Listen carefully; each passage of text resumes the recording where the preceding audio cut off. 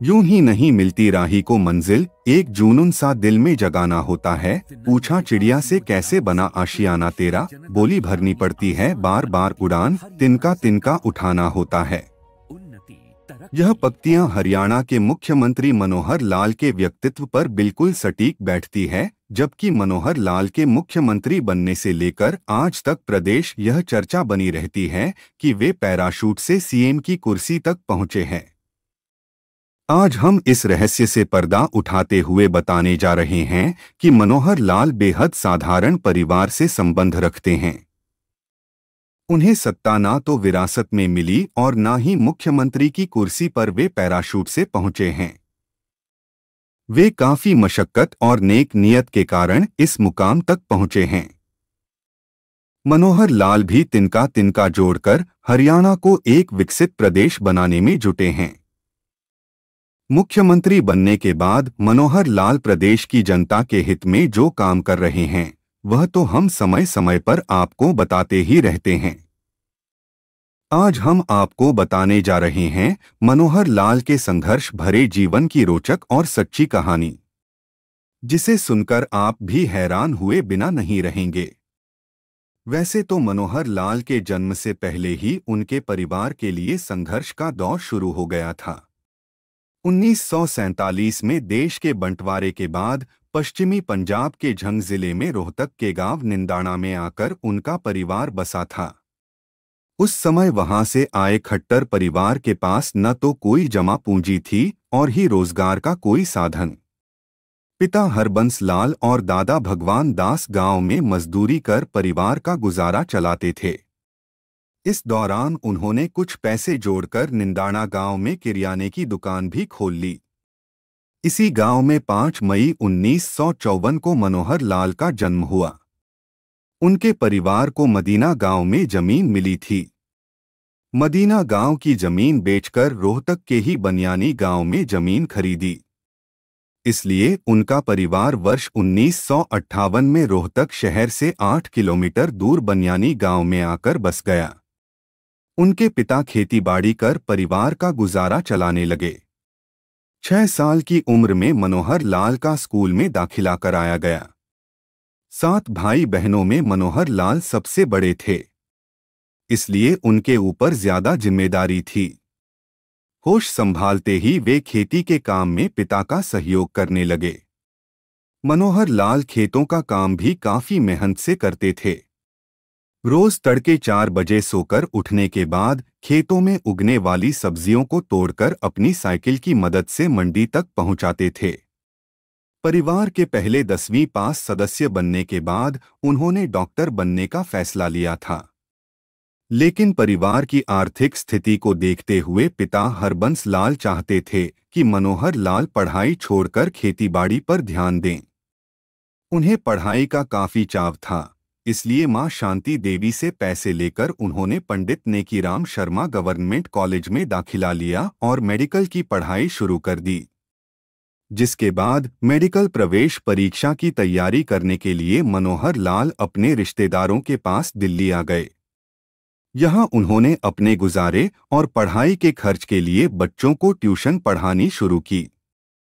इस दौरान उन्होंने परिवार से रुपए उधार लेकर सदर बाजार में कपड़े बेचने का काम शुरू कर दिया। साथ ही दिल्ली विश्वविद्यालय से स्नातक की पढ़ाई भी करने लगे।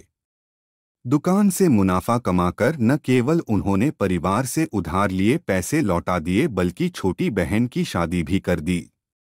25 से 26 वर्ष की उम्र होने पर परिवार के लोग मनोहर लाल पर शादी करने का दबाव बनाने लगे, लेकिन उन्होंने देश की सेवा करने की बात कहते हुए शादी करने से साफ इनकार कर दिया।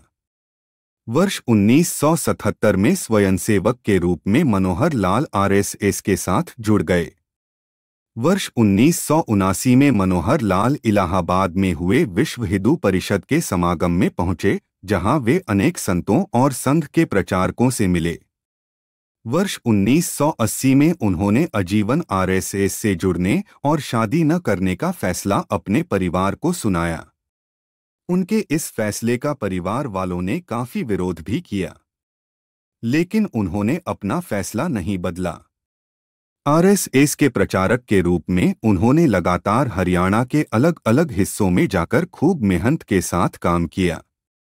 इस दौरान देश के किसी भी हिस्से में आपदा होने पर मनोहर लाल अपनी टीम के साथ तुरंत मदद के लिए मौके पर पहुंच जाते थे। उनकी मेहनत को देखते हुए आरएसएस की तरफ से उन्हें सक्रिय राजनीति में आने का मौका दिया गया।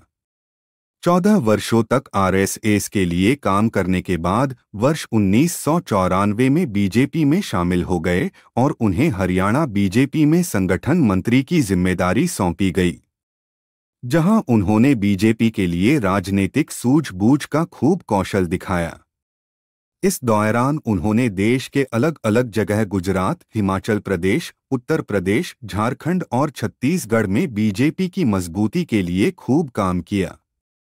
वर्ष 1996 में बीजेपी ने बंसीलाल के नेतृत्व वाली हरियाणा विकास पार्टी को प्रदेश में सरकार बनाने के लिए समर्थन दिया।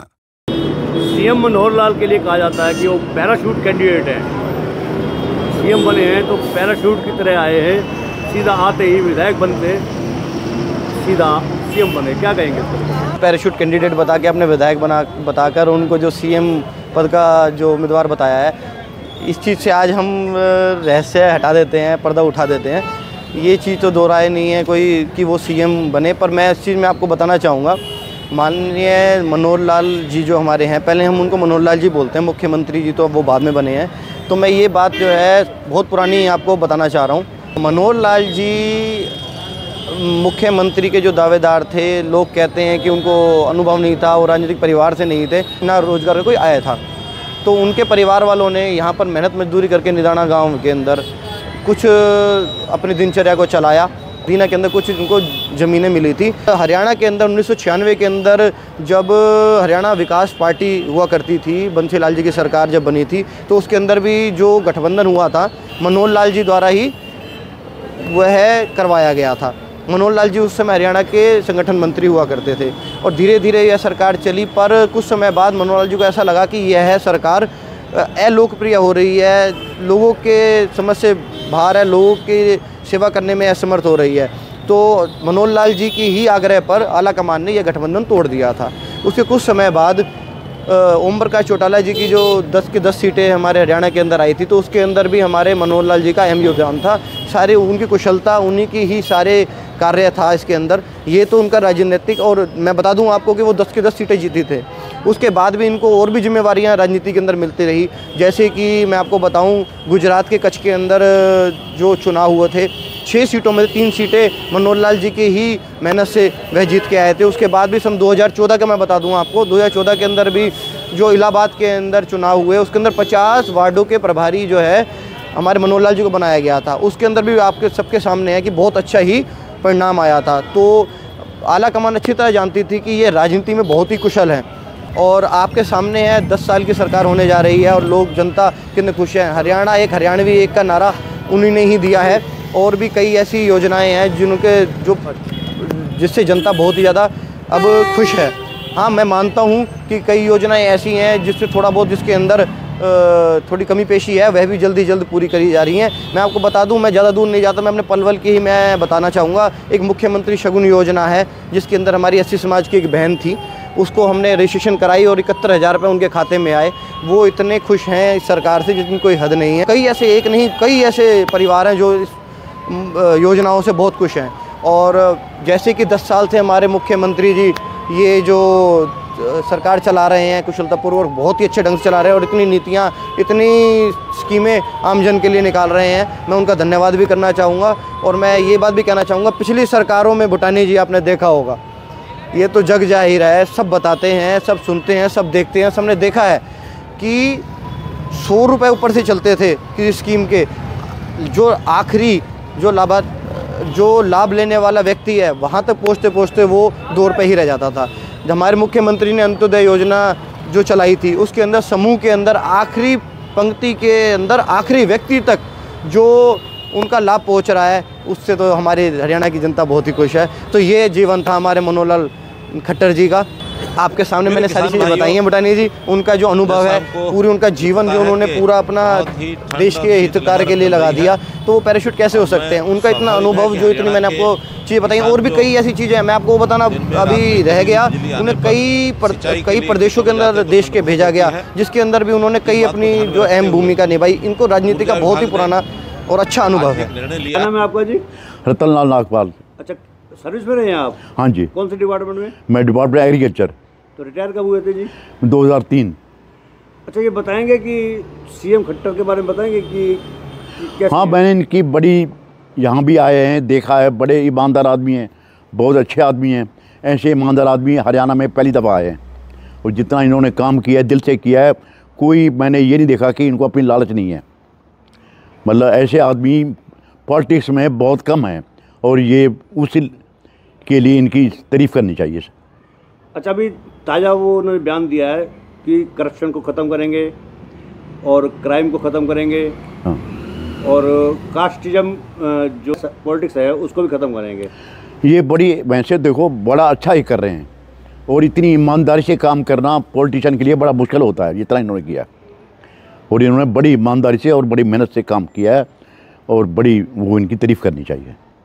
जो अफसरशाही है वो सीएम का कहना मानती है? अफसरशाही शुरू में दिक्कत थी इनको, क्योंकि नए आदमी को तो हर जगह दिक्कत आती है। 2-3 साल में सारी बातें समझ आ गई इनको भी, भाई कहाँ पर पुलिस कैसी होनी चाहिए, कहाँ कैसा, सारा फिर ठीक होने लग गया सारा काम। इसके बारे में बताते कि बचपन में साइकिल चला के जाते थे स्कूल, और खेतों में से सब्जियां तोड़ के बेचते थे। उसके बाद पढ़ाई की इन्होंने। हाँ, थे तो मतलब एक आर्डरी वो थे, कोई ये तो नहीं थे कि ये तो बस इनकी समझ लो पीएम से मुलाकात थी, उसका मिनिस्टर बना दिया। ईमानदार थे, ये सारी बातें इनको पता थी पीएम को, भाई हमारे साथ रहे हैं, जनसंघी हैं, बड़े कट्टर वो हैं और ईमानदार हैं। तो ईमानदार आदमी को तो हर आदमी पसंद करता है। जो आप देख रहे हैं YouTube channel, Facebook page, Instagram और ट्विटर हैंडल, इसको आप लाइक फॉलो अवश्य करें, और कमेंट बॉक्स में जाकर एक प्रतिक्रिया अवश्य दें। वोकल फॉर लोकल के लिए हमें आपका इतना सा सहयोग जरूरी है। धन्यवाद। जय हिंद, जय भारत। हम आपसे अनुरोध इसलिए भी करते हैं क्योंकि अगर आप ऐसा नहीं करेंगे तो लोकल चैनल कैसे आगे बढ़ेगा। मेन स्ट्रीम मीडिया के मुकाबले में लोकल चैनल ही आपका हितकर है।